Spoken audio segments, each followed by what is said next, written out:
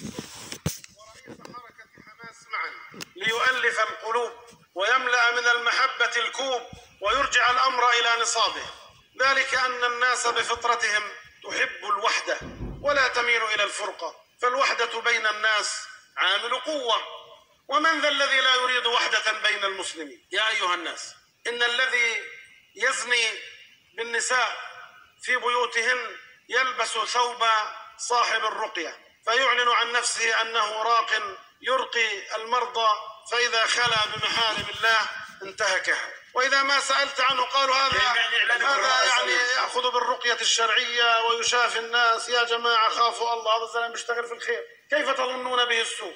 نحن عرفنا فيه السوء ولم نعرف فيه الرقية.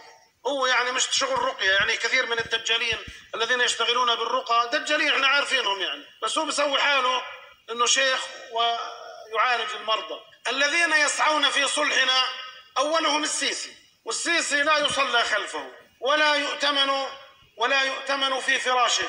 السيسي الذي يرعى المصالحات، ومن بعده تبون، ومن بعده أردوغان هذا أمره مختلط على العوام، هو يستقبل اليهود بالعز على الخيول ويحمل أعلامهم ويسرج لهم السرج ويفتح لهم بلاده ويقيم معهم العلاقات ويحمل الورود إلى شمعدان الكارثة والبطولة التي يقول بها اليهود، وينشئ علاقات طبيعية 100% مع اليهود، ثم يعلن أنه يحمي الأقصى. شخصية الألعبان، حام للأقصى وصديق لليهود، ولا ضدين مجتمعان، هكذا علمنا الأستاذ ونحن صغار، قال لنا يا أطفالي يا أبنائي لا ضدين مجتمعان، لا يكون الليل والنهار معا، لا يكون الإنسان فدائي وجاسوس معا، يا فدائي يا جاسوس، لا يكون الإنسان صديقا لليهود وعدوا لليهود في نفس الوقت، لا بد له من ثوب واحد منهما.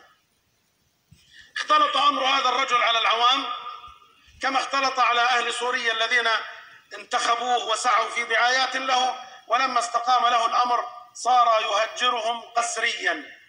يعني الإنسان يخرج، اللاجئ السوري يخرج من بيته للعمل، فإذا قبض عليه في العمل هجر إلى سوريا وترك أبناؤه ليلحقوا به. إذا ذهب ليصلي الجمعة يقبض عليه ويهجر قسرا. وكان من قبل يقول المهاجرين والأنصار، يعني يعطيك من الشعارات ما تحب.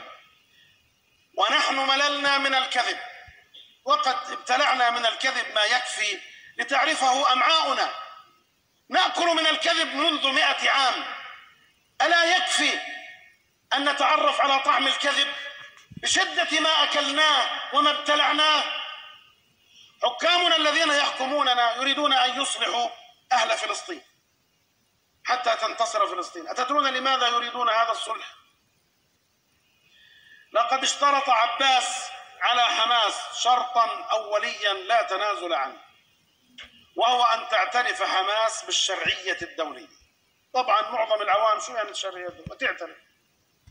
الاعتراف بالشرعية الدولية يعني اعتراف أن فلسطين لليهود، لأن الشرعية الدولية هي التي اعترفت بهذه الدولة، بهذا الكيان المسخ الذي أعطاه الشرعية، هي الأمم المتحدة. الشرعية الدولية يعني بدكم تصاحبونا ونتحد، في الأول بتعترفوا زينا بالشرعية الدولية، يعني كقول الله ولن ترضى عنك اليهود ولا النصارى حتى تتبع ملتهم.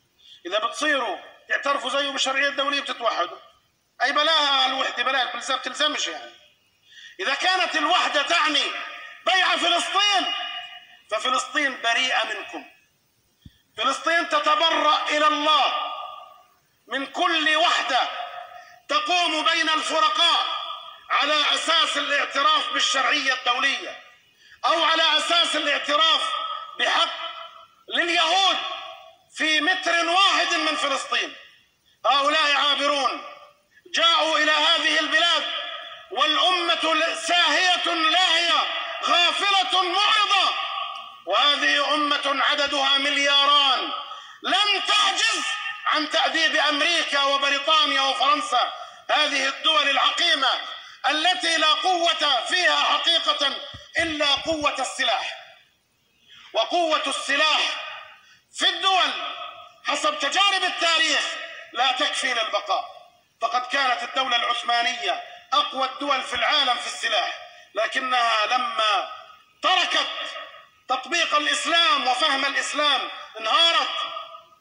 الدول تقوى وتستمر بدينها وملتها وعقيدتها، وهذه دول فاسدة تناصر الشذوذ والبهيمية وتطلق العنان للشهوات حتى ما عاد للإنسان طعم ولا قيمة.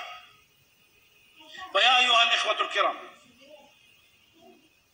لا تضللوا بما يسمى بالوحدة، فهذه الوحدة في بلادنا يصوغها خبثاء حتى يقضى على كل نفس طاهر في فلسطين. وإني أحذر وأقول: كل من يقبل بوحدة على غير أساس الحق والدين فهو مجرم. الوحدة بين المسلمين على حبل الله. الله عز وجل قال: واعتصموا بحبل الله جميعا ولا تفرقوا. هذه وحدة المسلمين بحبل الله جميعا.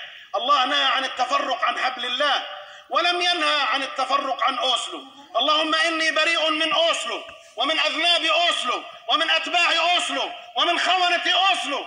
اللهم إني بريء منهم في الدنيا والآخرة. لن أتوحد معهم ولن ألتقي بهم إلا كارها مبغضا منكرا. هذا هو الدين. أما أن أكون جزءا من أوسلو، جزءا من الخيانة، جزءا من بيع القدس وفلسطين، فهذه خيانة.